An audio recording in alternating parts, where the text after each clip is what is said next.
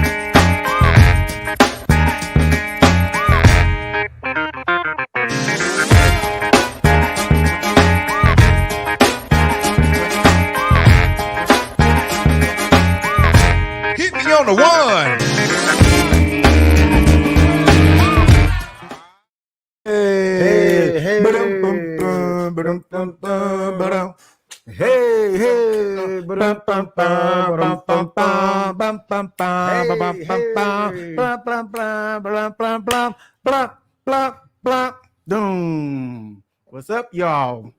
Welcome. It's your two favorite SOBs, SOB TV coming at you. Welcome to this wonderful, terrific Thursday. I'm Kenny Patz. I am Todd C. And we are here for one more episode. It's going to be a good episode tonight. Good. This is episode 6. We got some heavy hitters waiting in the back. We got some heavy hitters waiting. Don't forget to comment, like, share, and subscribe. Go right now in the comments. Let us know you're on. If you have questions, you can DM us. Yes. There's the DJ Rock. There it is right there. DJ Rock will let you in. If you want to be anonymous and you don't want to show that face, it's understandable. You can just do the audio portion. If you have a comment that you want to, a question you want to ask, I'm here on live. So let me know in the comments and I will read it to our guests. What's going on with you today, Ty? Man, listen, I'm glad to be back. Glad to be here with you again for this SOB TV, Sons of a Bishop TV. This is the part where we say, reach out and share this page right now. Let somebody know that we are on right now. We need to let people know that we got a good show here tonight. We got some great, like Pat said, we got some great people here tonight. Some heavy hitters.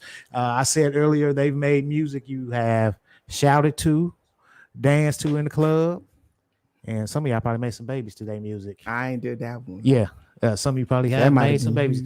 We got some heavy hitters in the building with us tonight. So what we need you to do right now is like this page, share, put people's names. Let's start hashtagging. What else we want to do? Put @ symbols. People you know that should be here. They forgot or they need a reminder. Your church put musician, their names. If your church musician is on, let them know we're on. We're going to talk about that tonight. Yes, church musicians. We're going to have a great time. I'm looking forward to it. So what's been going on with you? You always have good words for us. And well, last weekend, I went to New York. If you saw hey, Whitney, if y'all went last week, I went to New York City. I hung out with my godson, Timothy Patrick Nash, my godson. I didn't know his middle name was Patrick. It is. His middle name is I did not know. Patrick. And I've known the boy since he was born. Patrick. So I was there when he was born. So he called and he wanted me to come up. So I went up. We hung out. I had he was a wonderful host. He is up there. He's a fashion designer. He is doing an awesome job with his clothing. I'm very proud of him. He went to college. He got his master's degree. He is making fashions, and I'm so proud of him. But guess what? He wore me out. I'm like, he's like, God, Daddy, we gonna go. My friends want to. I'm like, boy, I am of a certain age. I do not hang out. We was getting dressed at midnight. I'm about to go to sleep. But I had a good time. He had some wonderful friends. And when a loved one calls and they want you to come visit them, go visit. Go check on your people. Go see what's going on. So I'm glad I got to know that he's doing okay. Thank you, Timothy. I had a wonderful time. God, that he loves you. He's very proud of you. And it was good. They all thought I was his age. I can see that. You look young. We got some good genes. You got some good genes. We got some good genes. Mama, daddy side. Yeah. Uncle Mike and Melvin, if y'all watch it. Y'all know Uncle Mike and Melvin. They look good. So. My mom and we got good genes. But I told the kids, they thought I was fake. Like, oh, you just a fake goddaddy. I'm like, no, I was there. Right. No, really, I was there when he was born. So I had a good time. If you've never been to New York City, you got to check it out. 3 days tops. That's about all you can take. But it's a fun time. We had a good time. But I'm kind of rested now, so I'm good. Wow, you got to kick it with the youngsters. It'll be another 6 months so that happens. Got to hang out with the youngsters. Well, listen, we're not gonna take up a whole lot of time. We don't want to keep our guests waiting. No, let's not do that. We don't want to keep our guests waiting. So a couple weeks ago, we were having our production meeting, and to my surprise, Pat and our producer, DJ Rock, and a couple more people, the subject came up of church and musicians. And it struck a chord with me because I used to be a musician. I came from the church, and they were very, what should I say, vocal about having this conversation. And they had questions. They would say there was issues and just different things that they wanted to discuss and share. I thought it would be a good forum and panel for people to talk. It's been in the social media. We had Bishop Morton talking to the musicians. Then we had musicians doing how they not treated well. Then we have musicians who say that the church doesn't want them to play in secular venues, and so it's been a topic. We both grew up in church with our dads. I didn't get a dime. Nothing. I didn't get nothing. Nothing. If I could go back for retro pay, I'd retire. But you know what? When you look at it, though, it did teach us something. We did get skills. We did. It allowed you to. We did. Take a skill that you didn't have, you did, and you cultivated this skill very well in an environment that encouraged you, and it gave you what I call transferable skills. You took that confidence, then you applied it to when you went to school, your job, your management skills, as far as leadership skills. You had to learn how to, if you like a minister of music, you got the musicians, you got the choir, I had the dancers. So you learn how to reparations. Now to say reparations are due. So you learned and you took all of that stuff. So yeah, I enjoyed it. We enjoyed it. We didn't think about getting paid. Nope. It wasn't until I found out. See, it was two different things when we grew up. The apostolic, that's what the denomination we grew up. You wasn't gonna get paid. we saying apostolic as a whole. You wasn't gonna get paid. You wasn't gonna get paid. You was gonna probably be some of the best musicians. But then there was the Baptist, and they believe in paying.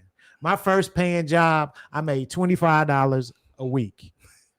I asked the deacons to pay me in all singles because I was working. So I take my 20. So anyway, we're get on with that. So there's all kind of things we're going to talk about tonight. Let's not keep the people waiting, Pat. We can sit up here all night. Listen, the first guest, he hails from Los Angeles, California. Yeah. He's a noted drummer, a recording producer, and a songwriter. He's worked with Timberland, Missy Elliott, Sean Puff Daddy Combs. I'm not going to go down their list because we'll be here all night. Like I tell people, Pat. Like I tell people, all these gentlemen are Googleable. They're Googleable. Let's bring on our first guest and welcome him. Give him a big SOB. He is a SOB also. He is a son of a bishop from Los Angeles, standing at 6'7", a heavy hitter. He is also one of the bad boys hit makers. Nisan Stewart. Yo, welcome to the show. Did he say 6'7"? Yeah, he's 6'7". Not 6'7", 6'5", brother. 6'5", 6'5". Take that 2 inches. Just Pastor. take it, man. Take the 2 inches. It don't matter. Yes. How you doing, brother Stu? We good. Welcome to the show. Glad to have you tonight. I'm glad to be here with you and Pat, man. The legendary Neal brothers, my brothers. From a long time ago. We go way back. Way back. Yes, we do. We go way back. Glad to be here on SOB TV, and I am an SOB too. SOB. Let's bring the next SOB. He hails from Detroit, Michigan, from the Motown. He also comes from a family and a bloodline of great musicians. And preachers. Oh man, gospel singers, producer, Mary, his own brother Dietrich had Men of Standard. The list goes on and on. You even rocked with him with Tamara. Is that her name? Tamara Braxton. Tamar. As the mom say Tamar. Tamar Braxton. Let's welcome brother Bishop Dr. Gerald Haddon. Woo! Welcome. With the glove. How you doing, sir? I'm blessed. How you doing, sons?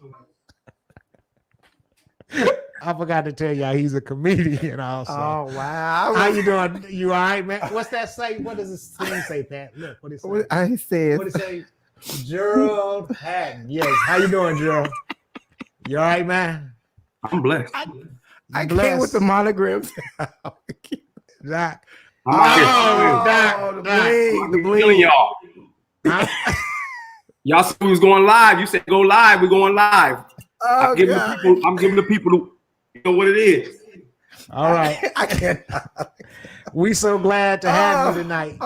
Where are you at? What city are you in? I'm in Atlanta. Well, Beaufort. Atlanta. Beautiful. And Beaufort. Excuse me, Doc. What's those things sitting behind your shoulder over there? They're called lanterns. On the shelf, right behind, under the lanterns. A table?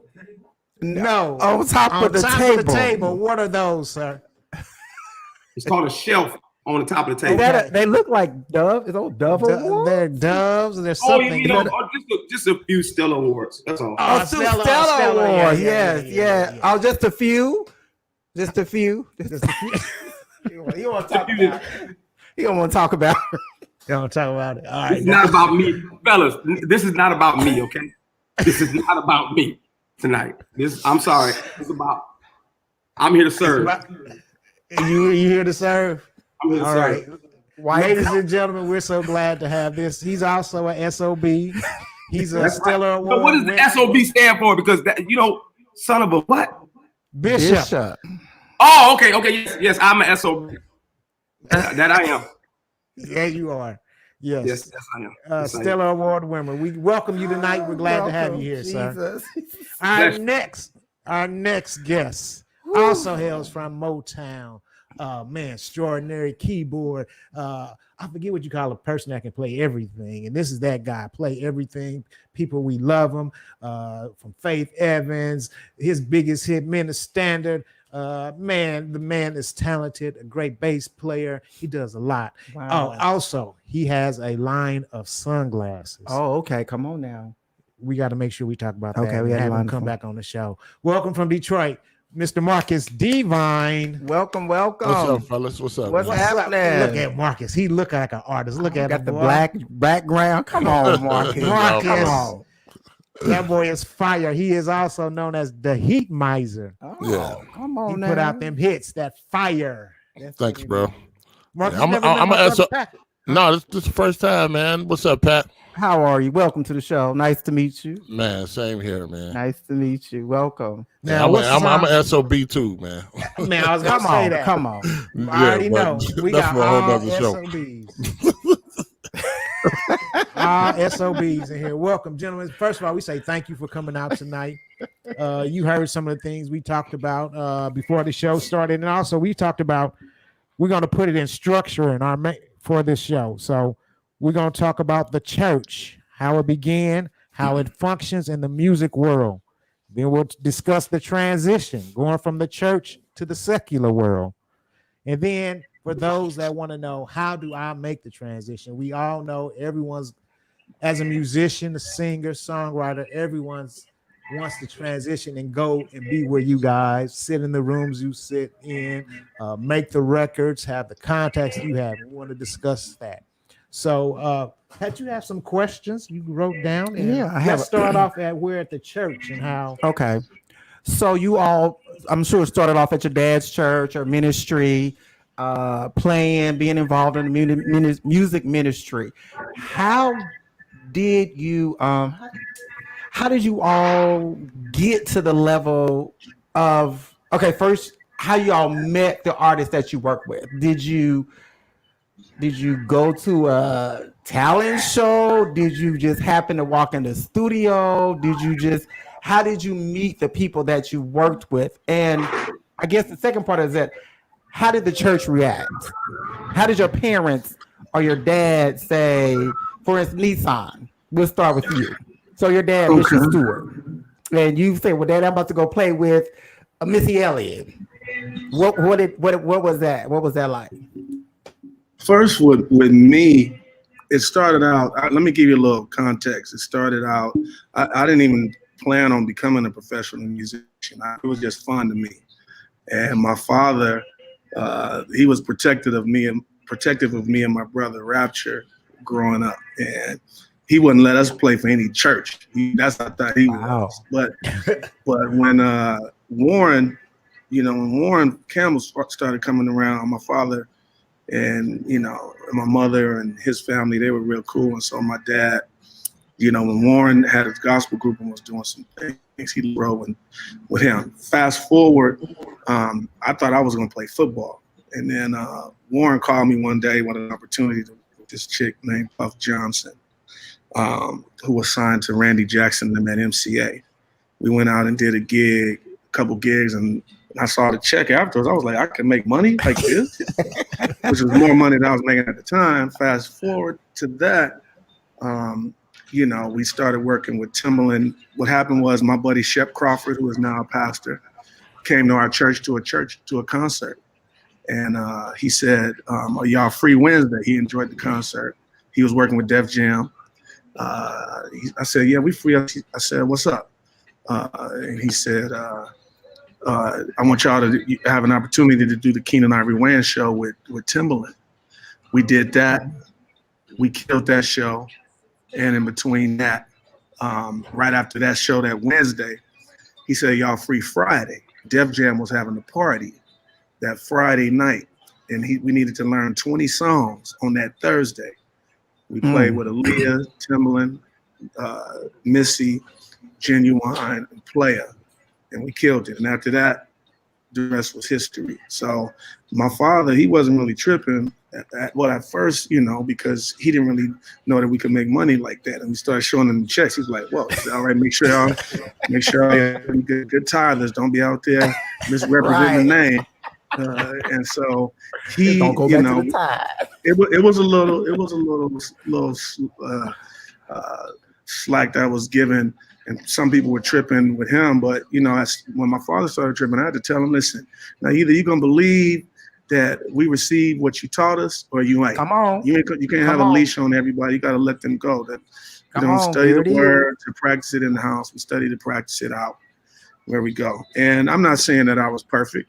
None of us really are, but I went out there and I held to those standards, and that character that he taught me helped me to still be in the game today. I done tried to retire a bunch of times.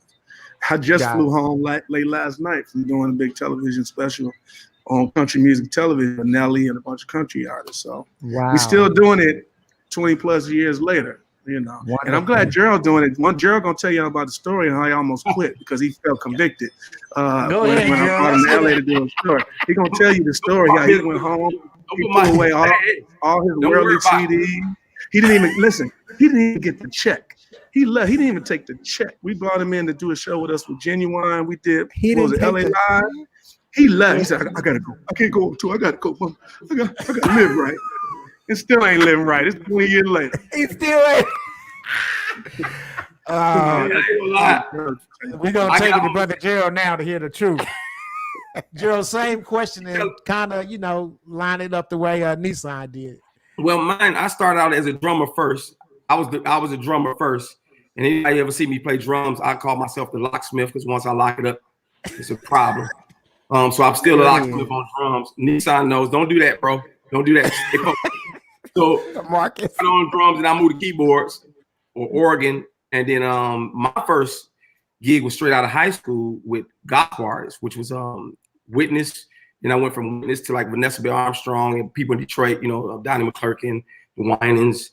And then I first got my pinch of R&B was with Aaliyah, a guy by the name of Kern Brantley. Leonard, well, we call him Kern. He put me on to Aaliyah. He was like, yo, you want to play for Aaliyah? I started playing for Aaliyah. And then the rest was history. Then Nisan and them, they think, and Nisan, the story he was just telling y'all about, so they're about to do LA Live, and Monty Newble can't make it. So Nisan called me and said, yo, you need to come down here, come do this Genuine with us. I said, absolutely. So I fly out, do the show with him. Show went great, dope show. So I get home and Nisan, what happens is I go back. And then Nisan like, oh, we're going to so-and-so, we're about to go on tour with Genuine. I said, oh no, I'm convinced. If God come back while we over there hitting that thing saying my pony and y'all bust so wide open, I'm gonna be right there with y'all. If that plane go down while I'm up there singing my pony.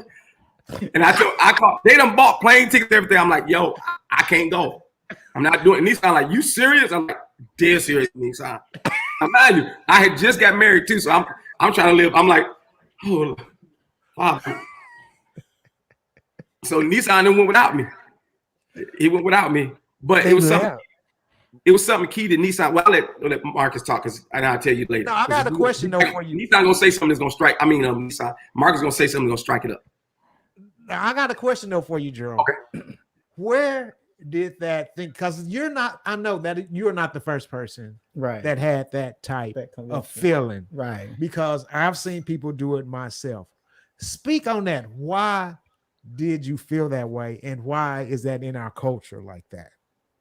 I felt that way because the church made me feel that way. If I be totally honest, wasn't nothing I read. I was young too. I was I was 20 something. But even in coming up, I did all gospel artists. I even played with John P. Key for 4 or 5 years. I was doing the gospel scene, and it was something about that. So mentally, how they treated everything made you like you can't do that. Like even we was told you can't take communion unworthily. Like if you sinned the night before, you can't take communion. So I'm like, oh, so you knew everybody who sinned when they got to church because they wouldn't take communion. So I was like, this don't make sense. But anyway, that's how I felt about it. It wasn't nothing nobody told me. I just felt that way. Then I felt condemnation. Yeah, I just felt that way because that's how we grew up. Like you can go to hell. You heard it over the pulpit all the time. You can go to hell for unclean, light can be with darkness. And you hearing it, but my parents would never, my dad was never dogmatic. And you tell me, Marcus, if you felt that way, because Marcus went to our church for years. My dad was never against us playing any kind of music. Like when I started doing R&B, he wasn't that type that said you couldn't do it. He said, as long as it's clean and you're gonna be okay, do it. But I just felt when I did that, because think about it, I did Aaliyah. And then after doing Aaliyah, that's when we went on tour. We was on tour. Marcus was on tour with Aaliyah. And then all of a sudden, a couple of years or so later, Nisan called me about Genuine. And I get married and I don't know, I'm trying to live. I'm like, all right. And then I had just got married and I was still going through about another girl. I don't even lie to you. So I'm in a place trying to get my mind like, oh God, fix me. I can't be out here on that road singing on my pony. I'm already saying what the heck I done did by getting married. Now add my pony onto that. I just felt I ain't going. Listen, I'm not going with my pony. Sorry. My pony at home. And I'm glad Nisan, if I can say this real talk, I'm glad he didn't even give up on me even years later. when we started doing more R&B work together and different things. Because since that incident, that was the first one that we had of that, but we ended up doing more tours and more studio sessions together, you know what I mean, and TV shows.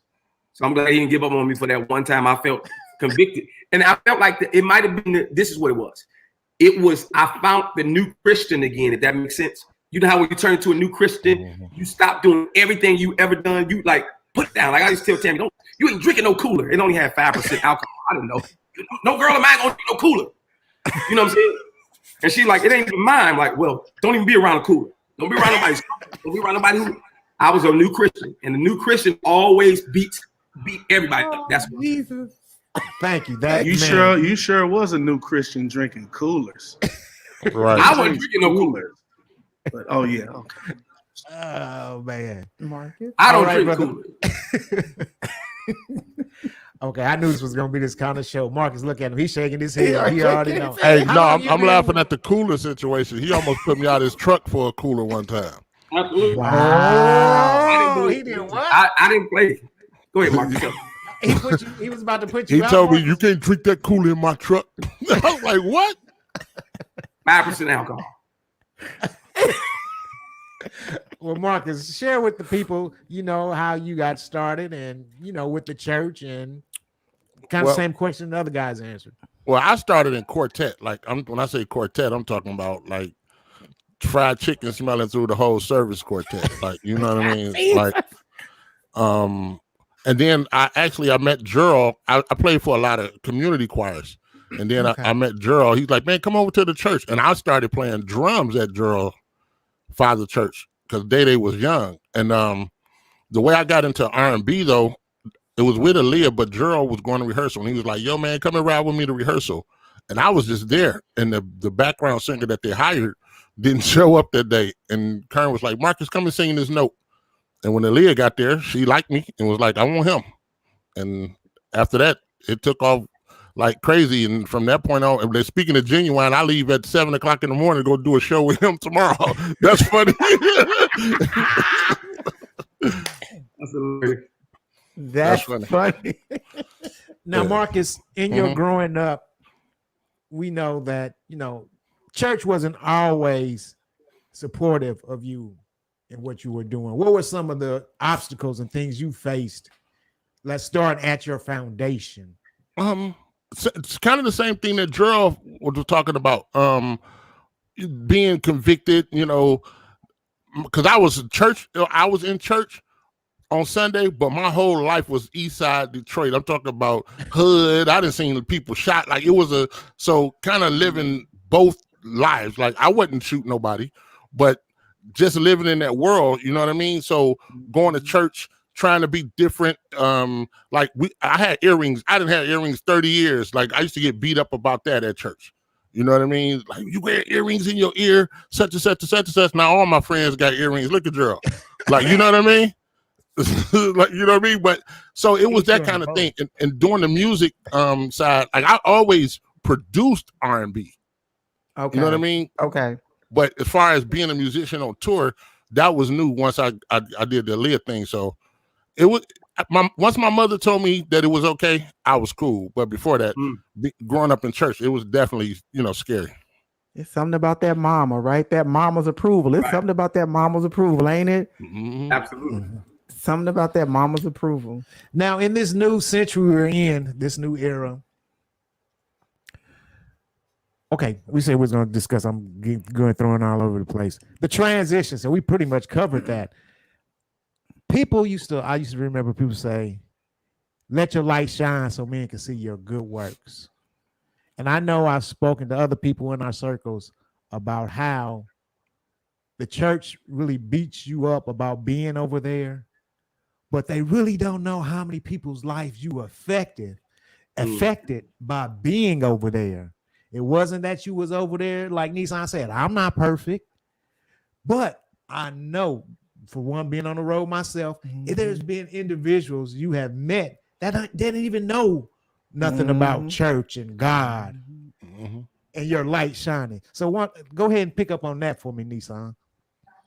Well, it's interesting, as you were saying, that, light doesn't exist like darkness exists. You know what I'm saying? The light has to always show up.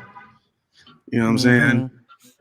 Without the light is dark. Dark is not, you can't turn on darkness. You know, a light has to go out. For me, to the same thing with what Marcus Devine said, you know, my mother, she passed in 2004. This interesting thing with me, because I always, you know, share the story how I decided I was going to accept the call to the ministry if the Lord healed my mother. I told the Lord that on the plane ride, leaving from working on Missy's. I think we were working on the Under Construction album. I think that was the title of that album. And I'm on the plane ride crying because I knew my mom was sick and my brother was telling me, you know, I need to come home. And when I get home, I mean, when I'm on the plane ride, the Lord tells me, you know, I'm a healer. I mean, I'm a healer my way, and you still gonna preach the gospel.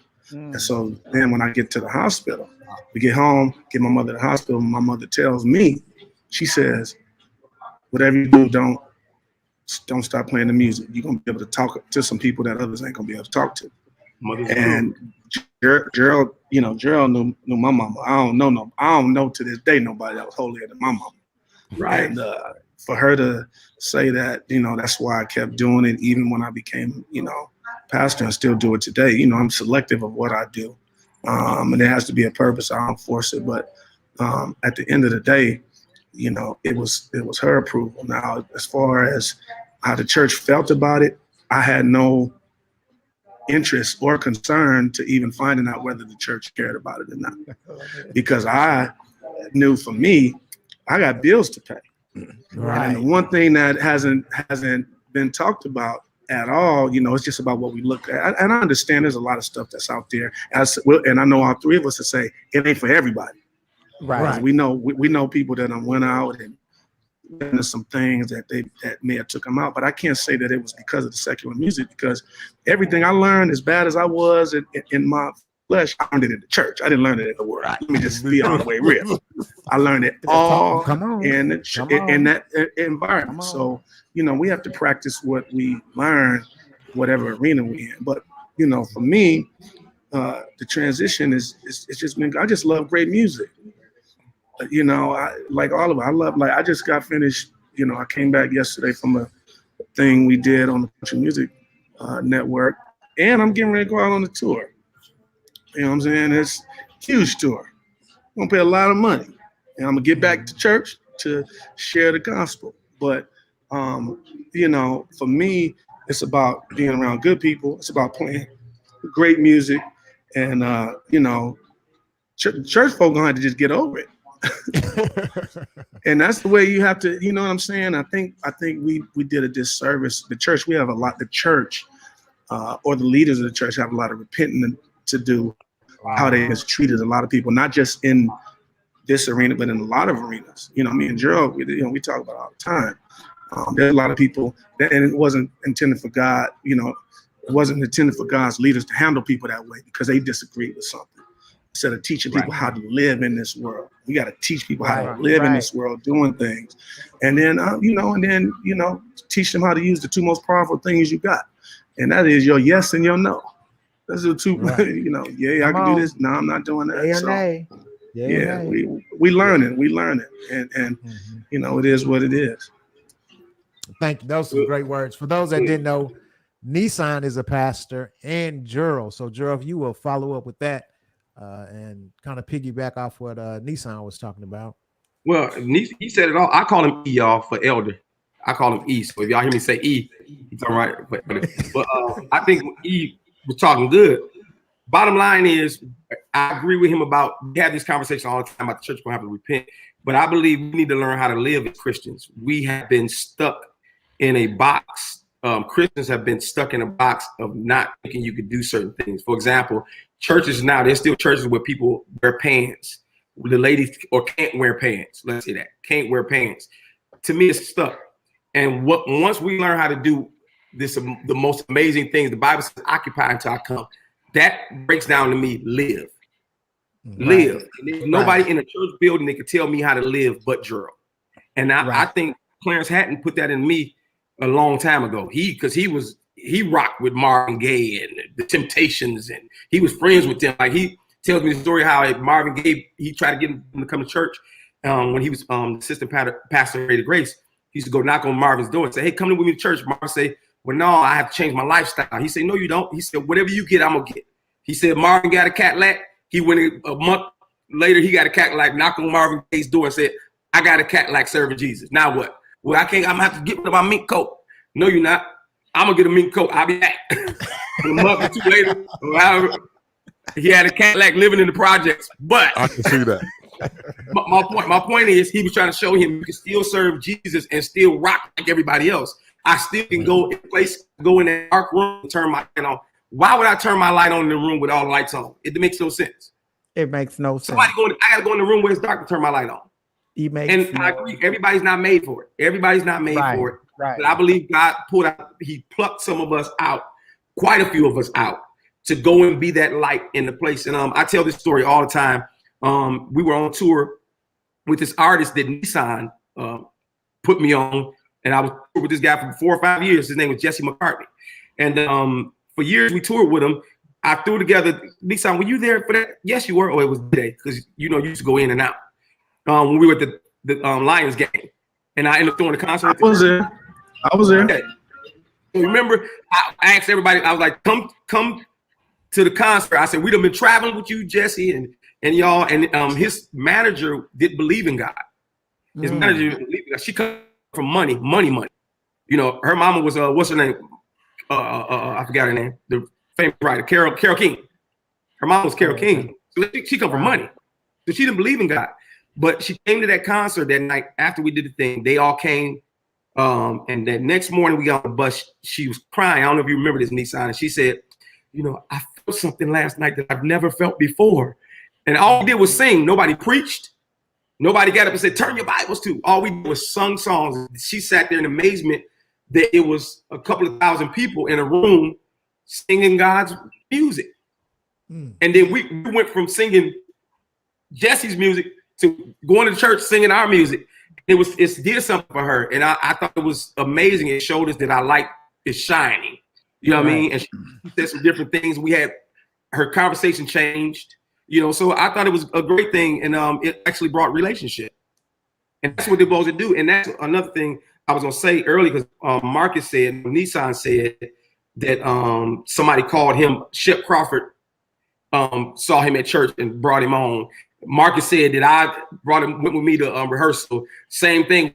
We've become friends. He said, Warren Campbell, it's relationship driven. Right. How we get into the game is all relationship.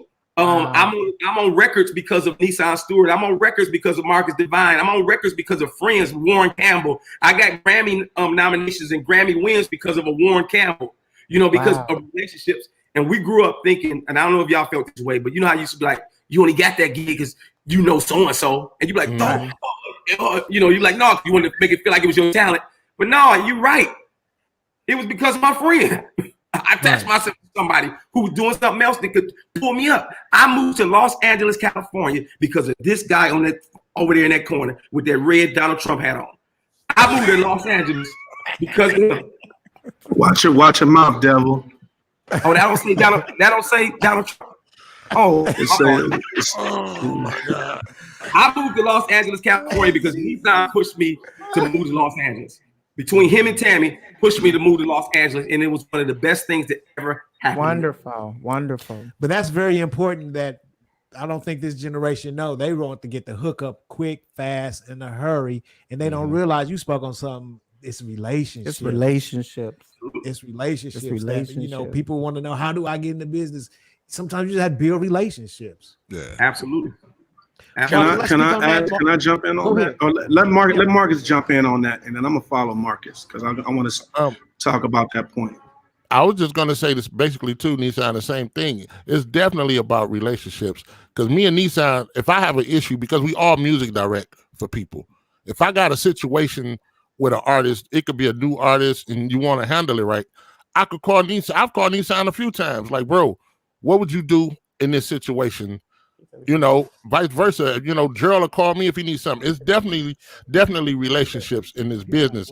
And Nisan said, once they instill in you what they need to instill in you about the earlier point, you carry that out on the road. I remember me and Gerald being on the road. The best thing we could have did was been roommates because we protected each other out there on the road. I remember one night, some of the guys knocked on the door and they came in with some girls, and I said, "Don't close my door." Remember that girl? I was like, "Don't you close my door? Do you close that door? We don't know them." You know what I mean? Right. And I said it right in front of the girls because the thing is, you got to speak up. You know what you should be doing, and not saying I've been perfect like Nisan, but what I'm saying is, you make sure you don't get yourself in the situation that you can fall. Like I'm so proud of these two guys because in this business, all you hear is great things. You never hear anything bad, and we work with some of everybody in this business, and you don't hear, "Oh man, guess what happened to Nisan? Guess what happened to Gerald?" You know what I mean? Because I'm literally 30 years in this business. You know what I mean? Like that's a long time to not have a name that's toe up, and I commend them for being who they are in this business, man. Same, bro. That's dope, man. Same here. It's crazy how I knew you guys knew each other, but I didn't know how the synergy. Nisan took me. It's real. I met Janet Jackson because of Nisan. He took me on my 30th birthday to meet Janet Jackson. Remember Nisan? Wow. Yeah, I remember that. Tell me you sleep in my bunk bed over the top. I of my bunk bed. You still got my shirt too. You took my shirt when I spent the night over you. You know what's funny? You know what's amazing even about this conversation? And hopefully there's some church musicians that are watching because one of the things I try to do, like at the church, my church that I pastor, I have 5 of the dopest guys in LA right now that's doing it. I got Quentin Ferg on organ, who's 1,500 and nothing. He plays with Beyonce and Jay. I got Joe Cleveland on the bass. He's out with Tori Kelly and everybody. I got Clemens on the drums. That's Khalid's drummer. I got Chris Payton. He's out with the Isley Brothers right now, and he does all 1,500 stuff. And Devine does 1,500 and been doing a bunch of TV stuff with me.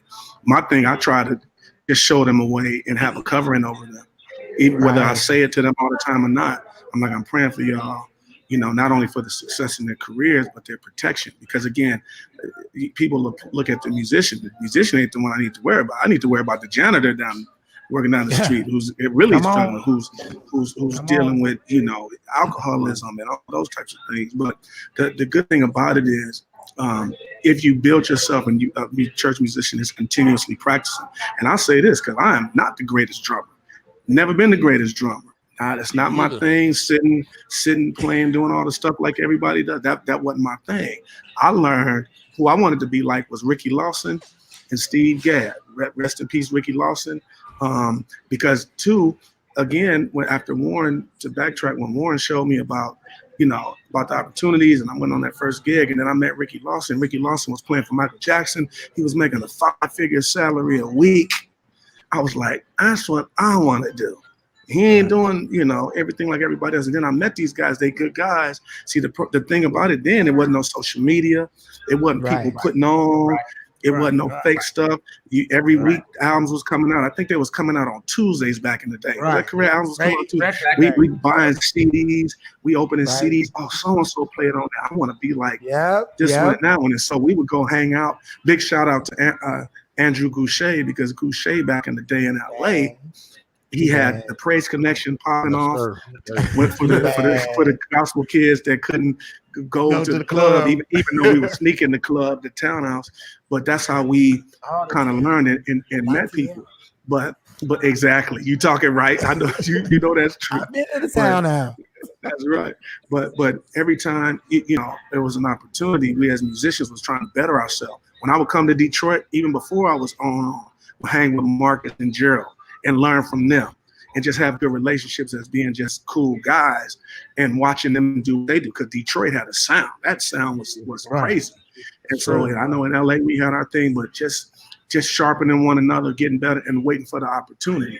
Now everybody's forcing opportunity and lying and making it seem like they're doing stuff. And in the reality, if I could be honest, this is the last thing I'll say on that is, for myself, I know I learned this from Ricky Minor. I learned it from Ray Chew. I learned it from, watching Adam Blackstone, even Kern. Big shout out to Kern, who doesn't get the props that he should get as a musical director that's been doing this a long time. Long time. you pick as a musical director, you pick the people that you're comfortable with. I ain't got Absolutely. no problem with nobody else. I was just, for me, I was gonna call it was Rapture, my brother, Dante, Craig, Brockman, Charlie Burrell, and Gerald King, Charlie. And then even for me, like on drums, the first person, when I can't do something, the first person I'm calling is Day Day. That just is what it is. I'm calling Day Day because I know it's easy for me. I ain't got time. I done put some people on some gigs. They done almost had to call me, almost had to leave and fly out. And how am I gonna fix this and do this and do that? So, it's all about who you know. It's all about how you show up. It's all about the humility. That's things you're supposed to learn humility in Sunday school. Humility, show up, because it could a car accident can happen and your gift can be taken just like that. So every time I'm playing, I'm thanking God. I sit on them drums. Yesterday I was like, I'm at Country Music Television, the biggest show they got over there, and I'm sitting there like, Lord, I thank you for this gift, because these could be done. And I thank you I'm able to play. Hopefully I'm able to just shine a light.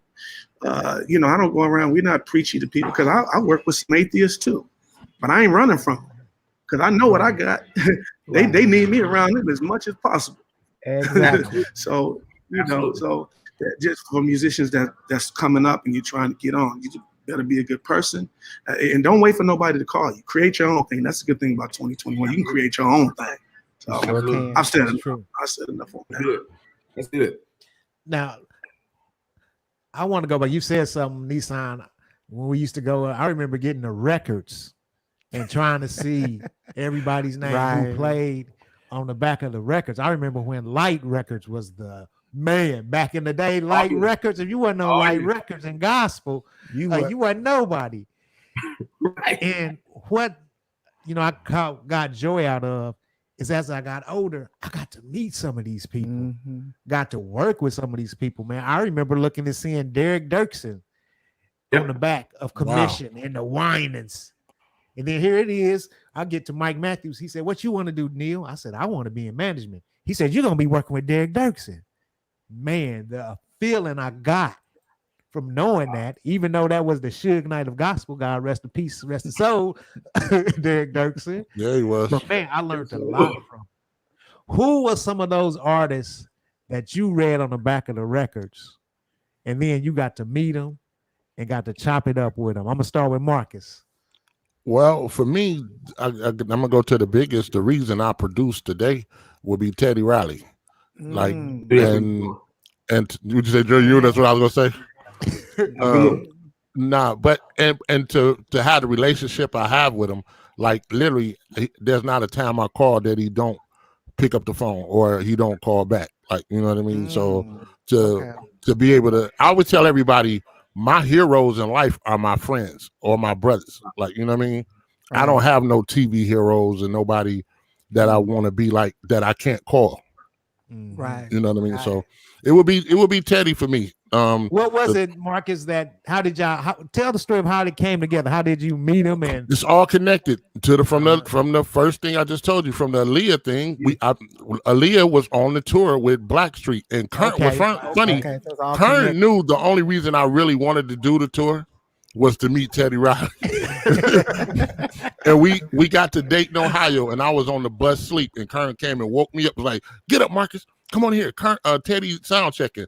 And he took me straight to Teddy and was like, "Yo," I was singing. I wasn't even playing on the Aaliyah tour. I was singing. He was like, "This dude is like Big Bub." And at the time, Teddy Riley thought Big Bub was the greatest thing in the world. So he was like, "He ain't like no Big Bub." Kern was like, "Yes, he is."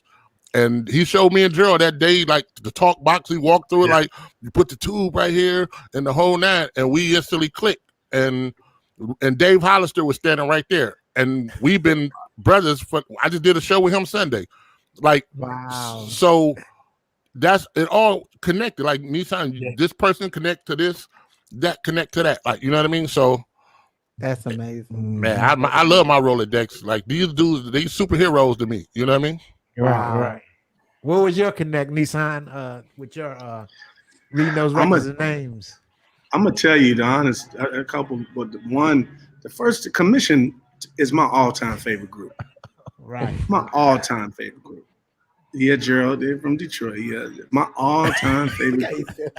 When I remember, and I joke with Mike Williams about this.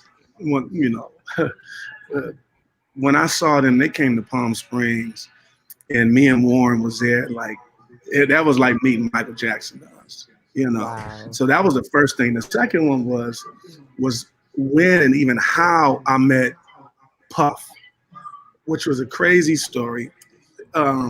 We was in the game. We was doing, I was at the beginning. Was working with the Timberland camp, and one night, like I think in a matter of a couple months, just from my first placement, which was on a Missy Elliott on the So Addictive record, and I had a little studio out here in Whittier, California, and me and my production partner Dante, we at the studio.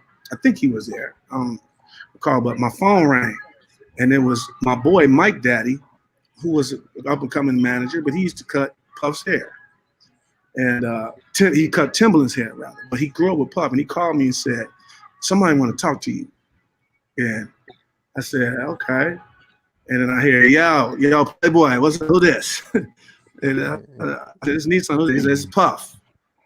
I said, wow. He said, man, you got some heat over it. What you using? He was inquiring about what I was using to do my production when I just started. And then it was about 1 a.m. He said, man, can you get to New York? I said, when? He said, there's a flight that leaves at 7 a.m. And so we flew to New York, and then that's how my connection with Puff started. And we've been, rocking together and cool ever since. But to meet him, because that Bad Boy era was a huge thing for me. Absolutely. Just 90, even when Gerald came out, when you did the show with the Locks back in the day. Who shout out to the Locks who just murdered and Jadakiss just murdered them. Oh my God. Jadakiss. Man, everybody's talking about the Locks. They done made SOB. Listen, Jadakiss, man, I'm gonna give it as soon as I get a chance, I'm bringing him to the church to say something just because. but yeah, that was meeting Puff and then seeing that situation. I was like, this is unreal how this is happening. But I got one more. But the reality of it, even before commission, is I didn't trip off of all the other artists I met, and I done met everybody. I didn't trip because those that was famous to me was Bishop McMurray, Huey Rogers, and Bishop David Ellis. It didn't get no bigger than that. When I was kids and I first met Huey Rogers, I took, Dad, that's Huey Rogers. Can I go meet him? And my dad took me to meet him. And that was big. So when I started, Puff, Beyonce, Jay, 50, everybody, Sting, Michael Jackson, everybody. I'm like, oh, that's cool. Well, Michael was a little different. But the rest of them, I was like, oh, cool, because I was fortunate to meet these people and just be cool with them to this day. It's just a blessing. That's something about being sons of bishops and preachers. Right. At a young age, all of us on here can say, all the preachers that are at their pinnacle now, we all saw them when they were at the bottom. Absolutely. All of them. Wagner. All of them. I don't care how big you are. Wagner, all of us on this screen can say, we remember. I remember the biggest one came to the convention and had to borrow shoes because he couldn't come to the convention. He didn't have no shoes to preach in. Something else Nisan said, I'm going to say something. Nisan was saying about how the pastors he named, those were his superstars. You got to understand it. When most of the time, the bishop or the first family, they're celebrities anyway. Like, you know what I mean? Like when you really step back and look at it, like they're already celebrities to a lot of people, from the Clarks, from the Haddons. You know what I mean? Like Nisan, like they're already celebrities. So you're on a certain level anyway. So to meet somebody, it's kind of like, okay, it's dope.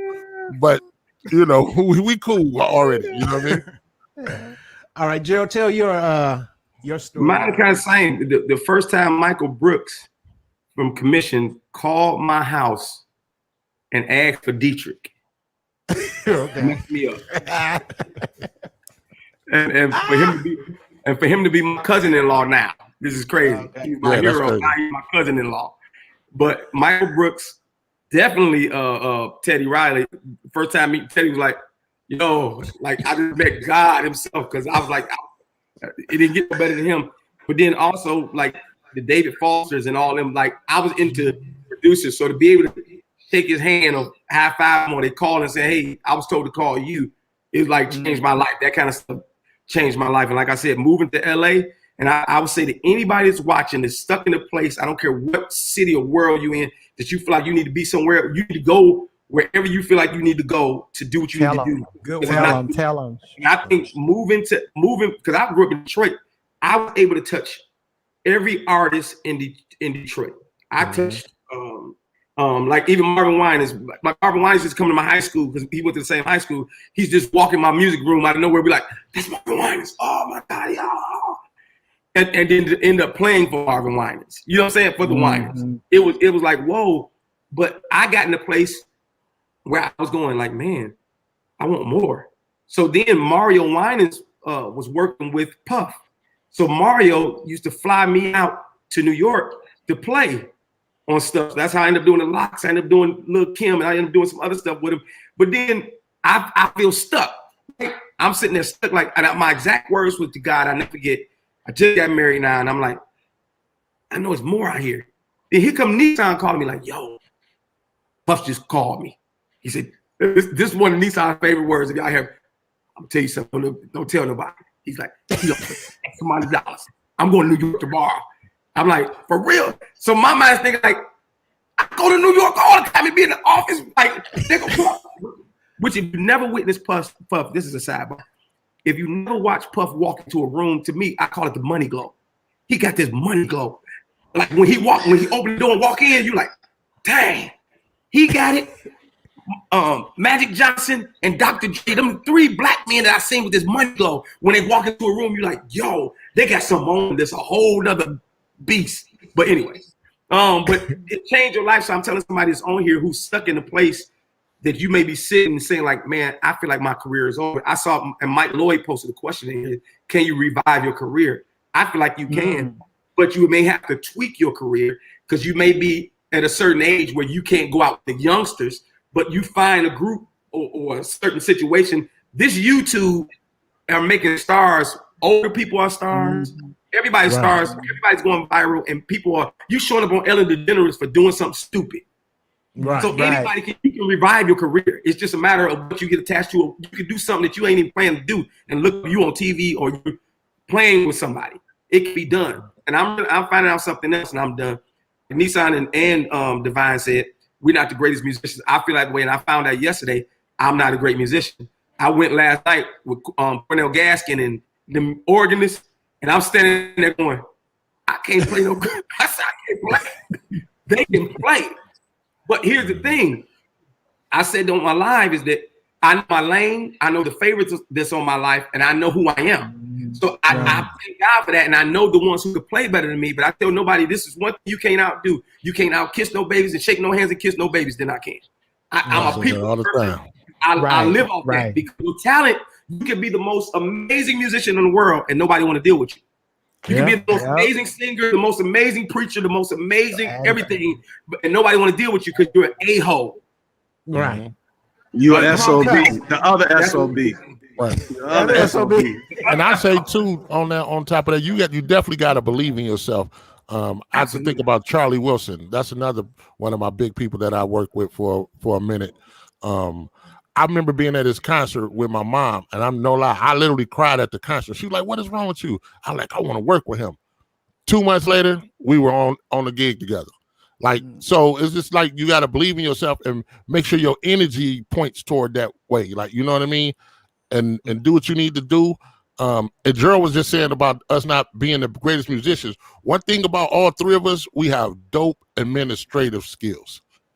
And that's what keeps us going. Because I've seen Gerald put people on situations that he didn't go on, but he administrate the situation and he good. I've seen Nisan do it a whole bunch of times. It's a lot of people that be on these tours and on these roads because of us. You don't see us, but they're there because of us. And I tell everybody, I'm the plug. I don't mind being the plug. I'm the plug. I don't have to do the tour, but I know your confidence is in me. The same way as with if I call Nisan, I don't ever have to worry about whoever he gonna send. If I call Gerald, you don't have to worry. Like, you know what I mean? They're plugs, you know. And that's one thing we've established in this business over all these years. And Devine, you said something about plugs. People say all the time, like, they only mess with their crew. And I want to break this monotony of this saying mess with your crew. Nisan said it earlier. We mess with people that we know we can mess with, and what I mean by that is, I can rock with you. I know that if I send you into this situation, you ain't gonna make me look bad. Yeah. So the person who's saying, see, they only got their crew. I need you to step outside yourself and say, what is it about me? Why they won't deal with me? And I would even go as far as to ask them, like, hey, Nisan, what is it about me that's keeping me from being able to be on your team? What is it? And then Nisan is the kind of guy like, I tell you, and he's very diplomatic. He say, well, here's the deal. If you just change whatever that is, and I'm straightforward, I'm like, one of the problems, you talk too much. And nobody will deal with nobody who talks too much. And then, or you don't shower, or you don't take showers. Exactly. You on the bus, you on this bus, you Yeah. stinking. You talk too much, and then you're like, I don't even need to be here. Then go home. And one of the first things Kern name probably keep coming up. Kern taught me. I learned the first thing. It's certain things where I learned from people to get on the tablet of my heart. He said, never mess with the artist. He said, because that's the fastest way to get sent home. Wow. And I watched, and it one of the dancers to mess with, that was dating Aaliyah, to get sent home. I said, oh, that's real. Go. But never mess with the artist. So basically, don't use the bathroom where you eat. Right. So I had to learn it. Okay, stay away from that because you'll get hit home fast. It's the little things you write on your tablet of your heart. And be like, I got it. I didn't get jobs because I'm the greatest musician. I got jobs because I was likable, or you could trust me in the situation. The Bible says a good name is to be desired above riches. Right. I live on that. That's what he said. I don't need millions of dollars because I got millions of favors. I've literally got a favor that could take me like anywhere. And it's been connected. The dots are connected. You know? That's so true. when these young musicians say one thing is they only like their clique. Oh, that's not. You need to find you a clique that you can rock with, because there are people that only rock with certain people. It's just a fact. So you need to find out who you want to be like. Now, there's an example. Eddie Riley is a producer who's one of the greatest producers in the world. He's produced from Michael Jackson, or you name anybody. He's my hero, right? Hero. Then you got a Babyface, my hero. But then over here you got David Foster, who's a whole nother monster. It's like you say, like, can I be in both worlds? Or do I get stuck in I'm a hood producer, I'm a hood songwriter, I'm a hood, or can you say, no, I'm gonna step my game up. I want to be able to I can do corporate gigs. I can actually do the Ellen show, the Jay Leno show, the songs. I can be part of the real band. Those are the kind of things you have to ask yourself, like, what can I do? How am I going to reinvent myself to be able to be anywhere I want to be at any time? And I'm going to say something about when you say musicians be saying they only use their people. Even that statement will make me, I'm just saying me not call you, for the simple fact that's a sense of entitlement. The fact that what makes you special that I should even use you? Like how do you chastise me for using my people? Like this situation that I call these people on, I created. So for you to look at it, for you to look at it, Marcus, you said it right. For you to look at it and judge it is already like, nah, I'm gonna keep my hands off of you. See, the thing about it is you built that particular brand that the artist or the label calls you. And as tough as those jobs are as musical director, which the regular musician, 99% of them don't know. Like, they may see me playing the drums, if you talk about administrative. What I just had to deal with over the past few days, I went to do one show, ended up having to set up and do another show, especially in this virtual space, a Jimmy Kimmel performance.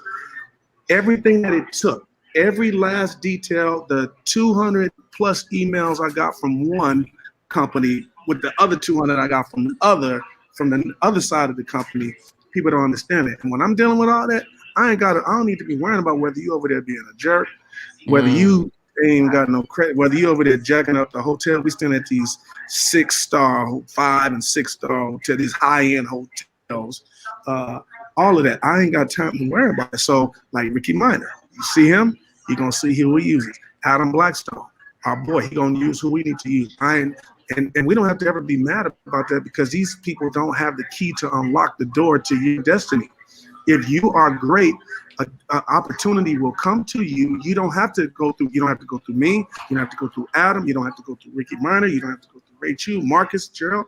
It'll happen for you. You have, and we're talking, since this is for our community, church musician, those that are desiring to be somebody. Sure, your heart is right. God won't even give you the opportunity if you're abusing everything else. Right. You know what I'm saying? Right. So, and I'll leave it alone because I could really go there and get and it's like bread, Nisan. Like you don't walk in the store and be like, "It's more than one type of bread in here." What are they doing with all these different? Like I don't never get in Nisan way. Nisan never get in my way. I don't get in Gerald way, and we all MD for some of the biggest stars in the game. Adam, he don't get in my way, but we all friends. I've actually programmed for the BET Awards for Adam. People, you don't know that, but we don't get in each other's way. And I don't look at Gerald and be like, I can't believe Gerald doing Mary Mary. And he ain't called me to do Mary Mary. Like, you know what I mean? Like, that thought process is crazy to me. Like Nisan said, you got to be able to make your own situation in your own way. Because most people think they want to be the music director. But, man, when I tell you, you got to deal with the manager, the fickle artist. You got to deal, and I'm doing this Millennium Tour. I'm doing 3 artists at one time. That's what I was about to say, because that's your gift, Marcus. You'll be on tour 3, 4, 5 people handling all of them, handling the various personalities within the one group, the various managers, crews, dancers, everybody. And I want to shout you out for that, Marcus, because you do that exceptionally well. I've seen that many times over the years. You know what I'm saying? People don't understand the work that goes into it. They want it. But hey, it's work. Wow. It's work. So I'm hearing a theme. It's like pastoring. Yeah, shut up, girl. It's work. Growing up in church, you all have all of these tools that you took with you to, let's say, the secular world, the R&B world, dealing with people, dealing with attitudes, dealing with spirits. But That's I'm hearing a theme from you all, and I'm hearing integrity. Absolutely. That's what we were taught. People will work with people who are integral, who are likable. I tell people all the time, you can sing just as well as the next person down the street, but if they don't like you, they're not calling you. That's very true. Yep. And if they don't like you, they're not calling you. And I tell people, I'm glad for some of the things, a lot of things we learned in church. Like they taught us, don't lie. Because if you lie, you're going to hell. But when I got into the real world, don't lie. Because some people gonna trust you, right? People will hire you if you don't lie. People can give you money; they'll do things for you if they can trust you. It's not just because you going to hell. Just lie to be a good person. That's the character. More character, more fiber. And Ty, on another note, being a musician in church, for me, what it helped me do is be able to maneuver in any situation. Because if you ever want to be thrown in a situation you don't know how to get out of, be at church. Go to church. Good practice and ground, Marcus. That's good training. Absolutely. Good training. And then growing up in church with Gerald over there, one thing I will say I love about being with Gerald all those years is everything big. And when I say big, like everything was a production. We was first people doing talk box in morning service. Like MPC 60s. MPC, like everything was it had to be bigger than life. And that helped me transition to the stadiums and to the big, arenas. And the Haddon brothers have always been in their turn.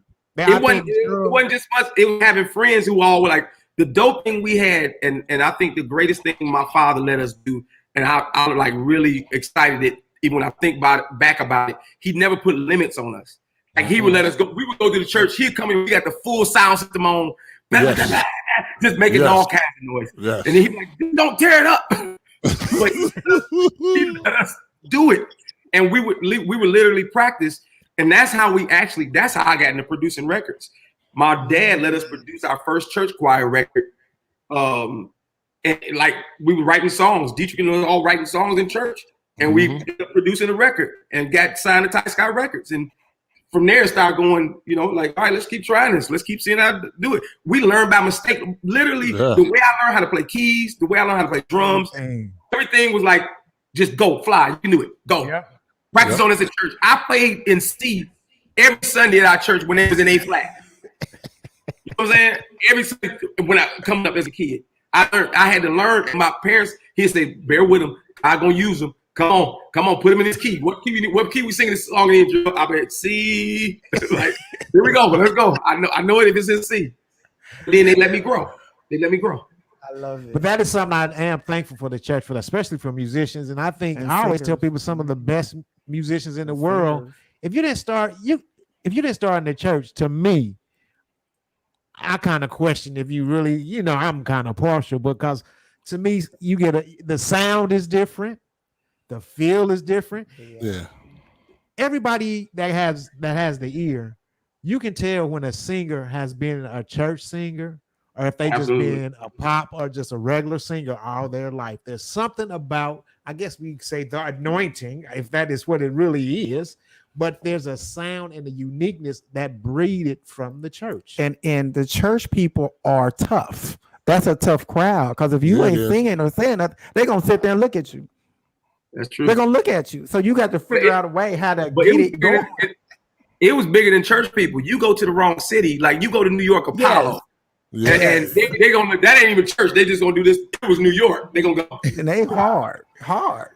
Yeah. And another thing for like church musicians too, we didn't touch on is rehearsing. Gerald, remember we used to rehearse 8, 9, 12 hours a day for no Nisan pay. Stewart, too. But I think what happened is the internet and then technology got everybody thinking they don't want to rehearse unless they get paid. And Like, so that- and I don't care what level artist it is, what they're paying for rehearsal. Be like, hold on. Yeah. But when you come from a school of 12-hour rehearsal, that's why I work today, 30 years later. Right. Because I rehearsed every day. My mindset is we don't leave this house until it's right. Gerald turned his whole dining room into a rehearsal hall at his house. Like we used to literally rehearse all day long. And all night, just making noise. And the same thing, I fly to LA, go stay with Nisan. All the fellas will come over. We'll do what I did last night. We do a Nisan church. Wow. Pull up this organist or drummers, just drum sets. And it would be music overload. But we always did it, but it was fun. It was fun. And it was before the internet. It was before cell phones. It was before distractions. Let's say that. So that's going to segue us into our next question. Musicians, church musicians, and pay. The big debates. Okay. Should they be paid or should they not be paid?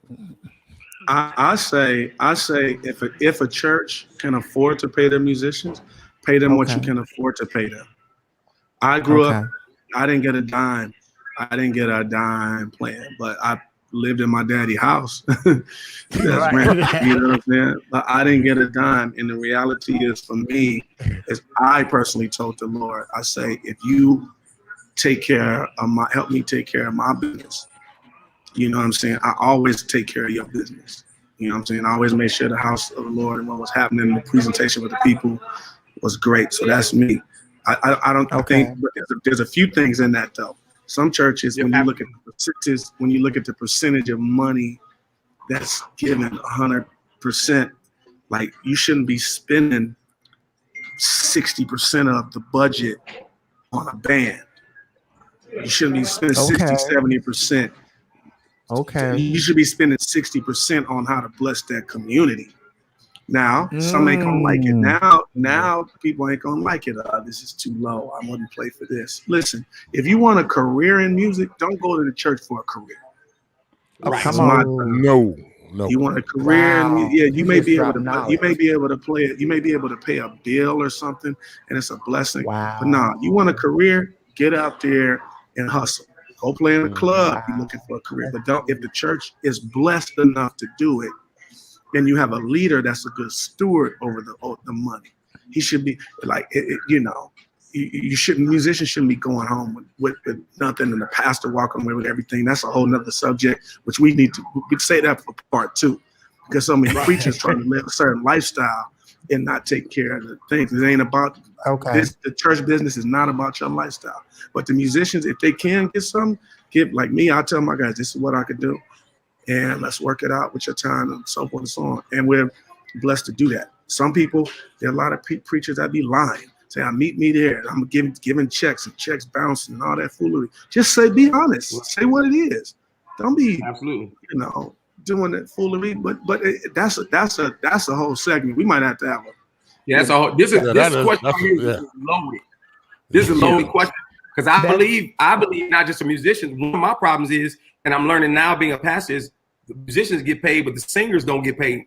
Now that's another question. You're gonna be even. Everybody need to be making money across the board. What makes the musician more valuable than a singer whose voice they're doing like this? So it's catch-22. But I echo what Nisan said because I'm in the phase now of a pastor who's looking at it. I was ministering music at a church that paid me very well. Then to come down to this, like, okay, so now I'm in charge that I'm supposed to pay out the money. And I have been for years, y'all need to give musicians money. You need to pay this. Now I'm in that driver's seat going like, wait a minute, we can't afford to give you this or give you that. But Nisan said it very well by not making a career out of it. And I'm learning now, if musicians stop chasing, I'm learning in my life at almost 50 to don't chase money. I'm no longer chasing money or opportunities. I'm chasing God, and when I chase God, everything else gonna follow. Chase kingdom.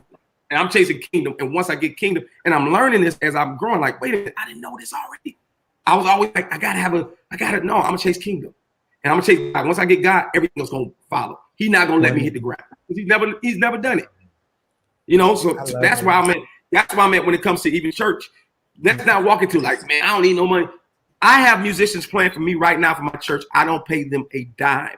And then when I give them money, the bass player who plays in my church said to me, I sent him $75 the other day for gas money. I said, thank you. Right? He FaceTimed me and said, don't ever send me no money again. The drummer that plays for our church said, don't ever send me no money. You don't have to ever send me no money. He said, I believe it. I go here. And they're tithers. Okay. That's another question. They're not just they're tithers. And so the church called help. But even hired help. Here's the other thing. It goes into favor. I got a Rolodex. It says Breathe Musicians. It's about 15 musicians on there of friends here in Atlanta that comes to play their rotating band that comes to help breathe. Literally, if I fall where our bass player can't make it, I go to the thing. Hey, can you make it? Hey, are you? He like, I got you. No worries. Hey, just throw me some gas money. If they say that, got you. Thank you. So I have a Rolex, but it's a church here called 12 Stones, and y'all probably know it. Pat and Todd, y'all know a church called 12 Stones? No. Y'all heard of them here? Okay, they're out my way because I'm up north. About them all the joints. They literally have 12 to 15 campuses called 12 Stones. Their biggest campus seats about 4,000 or 5,000. They got campuses everywhere, all out here. Like literally, you come out my way, it's 12 Stones everywhere, right? Wow. They have first of all, they have some of the best sound I've ever heard. That's first. Second is I hired their musician, the keyboard player came to look at my basement to fix something. And I come to find out he played, because when he came down and saw my equipment, he said, I play. Oh man, he said, I play at church. 12 Stones. I said, I know 12 Stones. I see them everywhere. He said, yeah. I said, how is y'all pay system? He said, I don't get paid. They said, am I still there or no? No, go ahead. Say it again. What did you say? Oh, he said, we don't get paid. He said, we don't take money to pay, to play. He said, I'm a contractor. He said, I'm a six-figure dude. He said, I don't need their money. He had other stuff going on where it's not like I depend on this church money. I depend on a $500 a week salary to pay my bills. It's impossible. I used to argue this with my pastor back in the day. I said, Pastor, I got a lot of bills here, and I hate to tell you this, your check alone here at the church ain't covering all the bills I got. Ain't nobody but God taking care of my bills. Literally. Literally. And when I sit back and look at, if you go to look at bank accounts and go like, how in the world I'm doing what I'm doing and doing this like every month like clockwork and haven't missed a beat. Off of it, it's nothing but God, man. I'm telling you. And I ain't trying to be amazing. I know you got to go, Nisan. I gotta jump. I just wanted to say I'm gonna exit out. I gotta go pick up my son. All right, man. But Appreciate I gotta go get him. He's late. But hey, part 2, please, SOBs, have me back. Let's my go. brother. You I got got it. with You you, got man. it. We're gonna have another one. If the people want us to come back, we coming back. We coming Do the people back. want Yes, you sir. to I love y'all, man. Love you too, E. People want more. I love y'all, man. I love you, bro. But Man, this on what has Gerald, been, go ahead. no, I'm just saying on what Gerald was saying about the pay and not making it a career. I remember when I was playing at his daddy church. You know, when I first started, things was tight. You know what I mean? I started off making $100 a week playing bass, but when my production career picked up, to meet my tithes, I would literally give the $100 and had to add to it. Like my tithes was more than what I was making at church. Like, you know what I mean? And to the point I went and told his daddy, like, hey, I want you to take me off of payroll. You know, don't pay me no more because I need to be a little more free to move around, you know what I mean, to do what I needed to do. But like Gerald said, you get to a point, you're like, yo, why are you trying to make a career out of this? Go get, money somewhere else. Like, you know what I mean? You got to be more than just this, like $500. If you content with $500 a week, that's bad anyway, the way I see it. Wow. Man, this has been a Wrong, great that $100 a week help. No. That's not what I'm saying. I'm saying no. I know you're not saying that. I'm saying if somebody on here be like, well, that 500. Don't get me wrong, that $500 come in handy. But if you content with $500 a week, it's like whoa. And at one point, I felt that way. Like I'm good, and I call it the bubble. I call it the Detroit bubble because I'm from Detroit. It was a Detroit bubble that you could find yourself in. And tell me if I'm wrong. You could correct me, Marcus. You could go to a musical because I had a brand new truck. I always kept a brand new car. Always.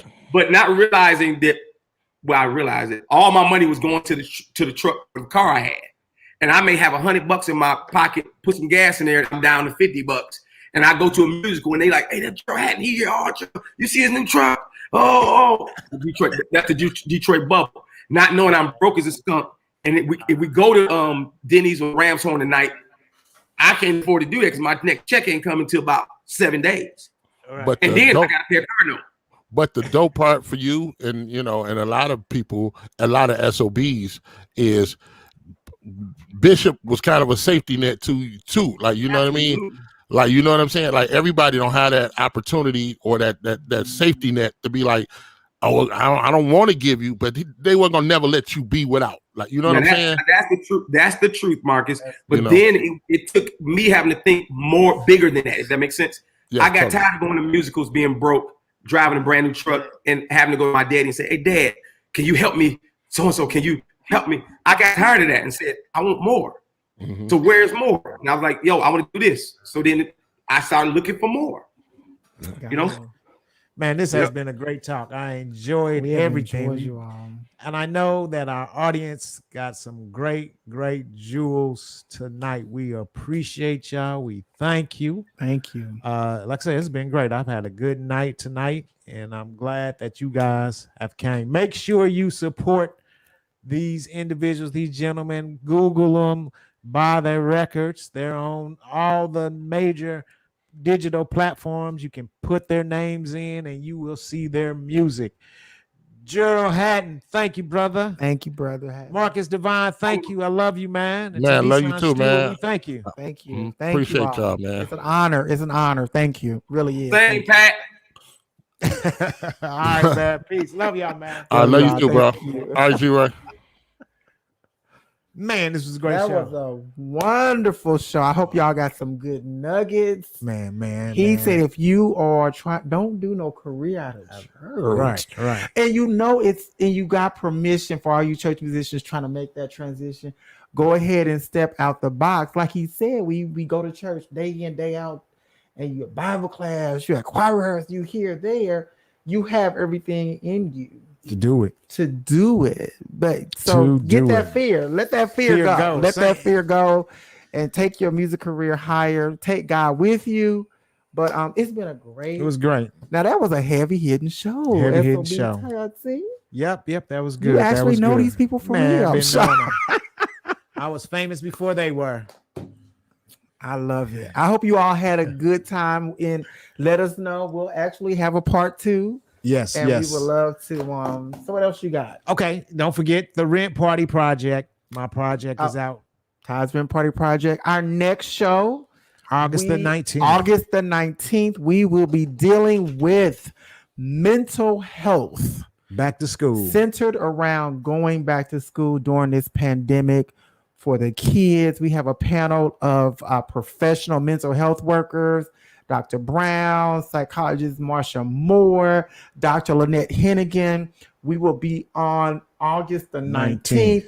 We're going to have a show talking about mental health for the parents, for the children, how to deal, how to cope, because school is not regular anymore. Right. It's not normal anymore. And it's a lot anxiety. Let's just say it's anxiety going right now. Going back to school is not like when we got dressed, you put on your new clothes and you went to school. Right. Now we got, do you wear the mask? Do The they even go? teachers. This is for the educators. This is for the teachers. This is for the school administrators. So we're going to have a show helping you get through mental health during going back to school for you and your children. And that's on August the 19th. You got to join us. It's going to be good. Yes. Once again, make sure you like this page, subscribe to our YouTube page. We need to get our numbers up at the YouTube page. Go over there tonight and hit the subscribe so you know when we put things up over there. Make sure you go there. Like us on Facebook. Hashtag SOBTV. Hashtag Sons of a Bishop TV. We need to get our numbers up. We thank you for coming out tonight. It's been a great show. My name is Todd C. My name is Kenny Pat. And we're out. Now get. Peace. Chris Nickens, that was for you. Get.